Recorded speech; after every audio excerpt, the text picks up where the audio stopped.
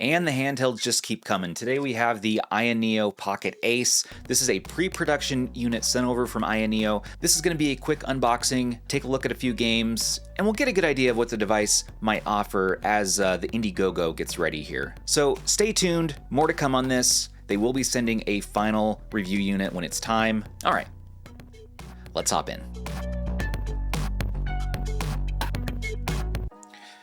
So the AYANEO Pocket ACE, this one is a new 3x2 aspect ratio device following up on their previous AYANEO Pocket Micro here in the Pocket Micro Classic. Now 3x2 means that's the golden aspect ratio, great for native Game Boy Advance. Scaling should look nice for like 4x3, 16:9 systems, but now they're offering it in a bigger size, and this has the Snapdragon G3x Gen 2 processor, the same that we've seen in the Evo and the DMG. Once again, this is a pre-production engineering sample. Things on this may change, and we'll let you know.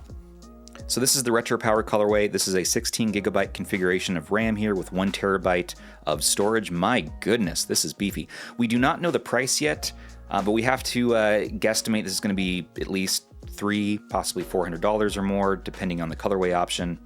Packaging here, definitely high quality. Love this retro colorway from AYANEO.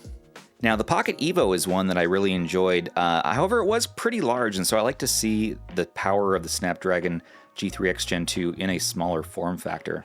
And this does have a fingerprint reader, micro SD card slot, Hall sensing, analog triggers as well. Cool. We may do a live stream on this, so stay tuned on that when we get some time later this week.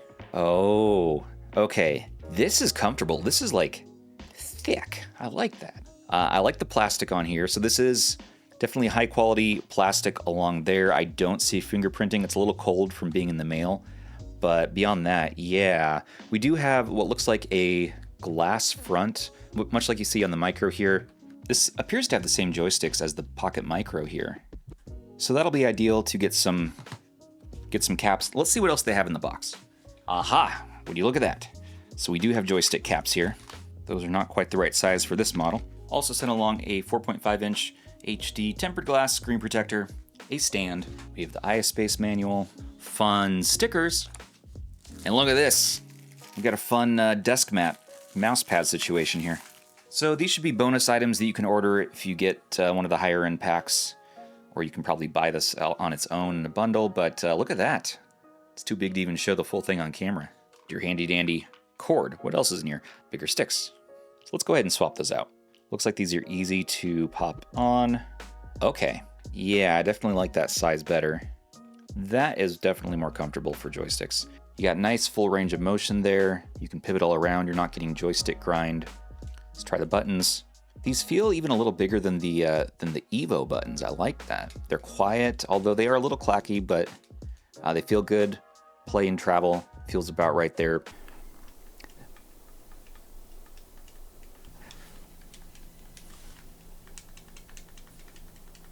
L3 and R3. You have your soft, mushy, but pivotable D-pad with nice pivot as you go around. You can clearly feel as you're moving around. Very soft, quiet, clicky L1 and R1. I like that.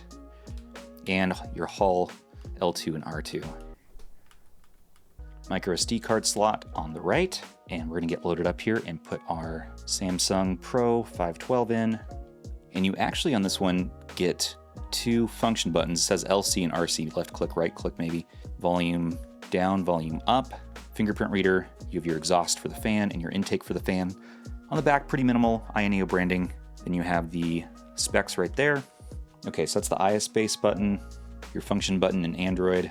Looks like maybe a home button, turbo button, two front firing speakers, one USB-C out the bottom there, and select and start. Okay, I have to say right off the bat though, this is very ergonomic. I like how thick it is there. It's very lightweight, easy to hold. I don't want to waste too much time with specs. We're gonna have them on the screen here.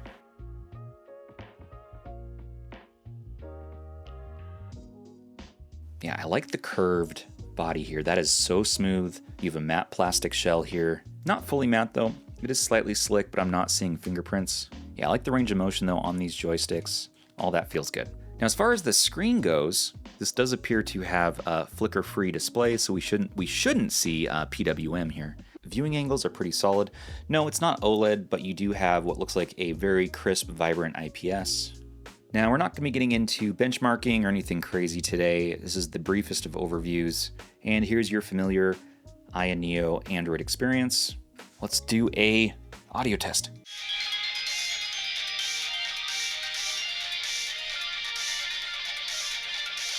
So the speakers sound pretty decent so far. You're not getting really any bass response that I'm feeling, but you're getting nice full mids, and trebles sound decent, being that they're front-firing speakers. What I do have to say, though, is that, man, the colors look very, very crisp on this panel. And here's a quick look at what the screen looks like outside as well, in the sun. Now, even at max brightness, this is going to be hard to see indirect sunlight. On an overcast day, it should be okay. Now, this does have flicker-free, no PWM showing on camera here. If we go to the max brightness for you, that's what we're looking at. And if you want to go dimmest, we can go all the way down there. Very, very dim for when you're playing in bed at night. Nice that you have quiet buttons for that as well. And yeah, no PWM, no flicker. Once again, I have to say just how comfortable this is. I think that's the first thing that really strikes me. Now, the G3x Gen 2 can get a little toasty sometimes, and so we have the fan turned off. And so we're gonna actually go here into the side, settings there, and let's turn the fan on. I'm just gonna put it on low for right now, and we're gonna leave it in a balanced power mode while we're generally using the device. We are at 93% battery here still. Yeah, now as far as for Wi-Fi and for streaming, okay, the G3x Gen 2 chipset uses Wi-Fi 7, so this should potentially be great for streaming, just like we saw on the Evo. Now, do check out our other reviews on the Evo and on the Pocket DMG on our channel to get a better idea of this chipset in general. As far as the fan curve here, we do have a nice quiet fan when we're in this low setting. I switched it up to high, also it's not too loud. There's listen. Now full, that is a little more intense. Listen to this. That will cool the chip right down though, but that is a fairly loud fan in this engineering sample here. The cooling fan here is nice though. It's very, very thin in this body, and they have a nice big vent, which I appreciate. 8400 millimeter heat dissipation fins apparently, and nice big, almost 5000 millimeter heat conducting copper plate inside. I like the buttons though, I like the feel, and the engineering just feels so high quality on these AYANEOs, just the design language. Now there's no RGB lighting or anything like that, but that's not really gonna be needed here, and it can just drain battery. So we do have a glass front there, of course. The buttons feel really good, really easy to push down, and just fairly quiet. Ooh, the rumble feels good. So they call it a Ultra-Wideband Linear Motor, which is apparently a first in handhelds. It's a 0916B Ultra-Wideband Linear Motor, immersive haptics, and yeah, very nuanced haptics. That was like a punch to the gut right there. That was cool. So these sticks are fairly responsive here. Yeah.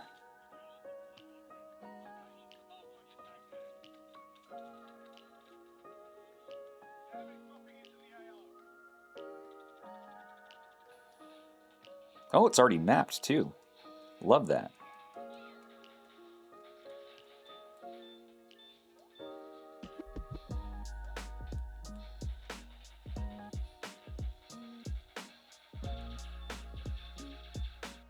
And there's a look right there. So the bezels are not too bad if you're going to be doing Game Boy.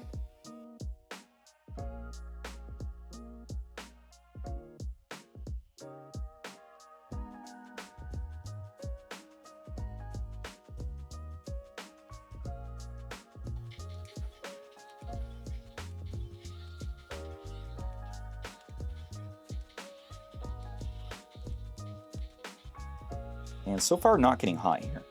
Let's see, what am I doing? So let's go up straight up to a 6x resolution. Doesn't even break a sweat here. No graphics issues. And we are now hitting just about full speed. We're in docked mode though, so what we could do is drop it down to 720p or handheld mode, but we are now hitting 60 FPS, look at that. This is very, very promising performance for this chipset. And again, if you want to see this chipset benchmarked and stress tested, do check out our other videos on the AYANEO Pocket DMG, AYANEO Evo. But yeah, that's kind of my thoughts so far. This is the briefest of looks, but do stay tuned for our full review on this, which you should see within the next few weeks here. All right, let's wrap up. So what did you think of the AYANEO Pocket Ace? So far, really freaking cool in my early look here. I love what I'm seeing for performance on this. This is just like the other AYANEO Android devices I've been testing this year, but probably has to be one of the most comfortable experiences outside of the Evo, which is a much bigger device with a much bigger screen.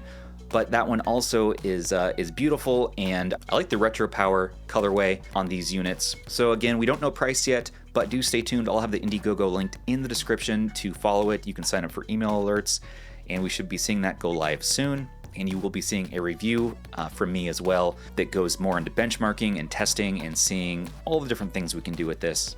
But yeah, I'm a fan of the D-pad. Great pivot on there, it feels very comfortable. I like that mushy rubber membrane style D-pad generally, that just feels very good. Also I like just the mushy face buttons there, and they're fairly quiet, a little clacky, but very serviceable. All glass front, I continue to not love the reflective all glass front, but it works. Screen though is just damn vibrant, damn crisp. I like having the extra function buttons up top. I do like the L2 and R2 having those Hall sticks. I don't like these stock joysticks, but I like that they included caps to have bigger joysticks. Those feel good. As far as pocketability, you could pocket this, and I'll show you. It's very lightweight, and it goes in and out of the pocket fairly well. Yeah, you could definitely pocket this.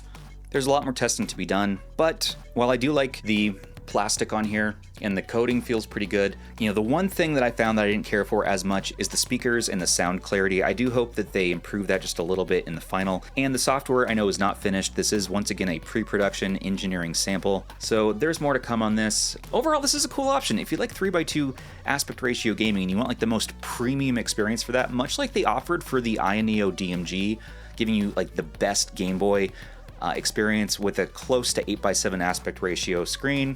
They're giving you the most premium 3x2 GBA experience here. The only thing that could make this even better would be if they could give us an OLED screen. I'm not sure why their GBA style devices so far are IPS only. You know, the DMG was OLED, so that's one thing I would like to see, getting an OLED option at some point. And I want to mention that AYANEO has not seen this video beforehand, and no money has exchanged hands in any way. All right, everybody, let's go ahead and get out of here. If you're interested, check our description for more information.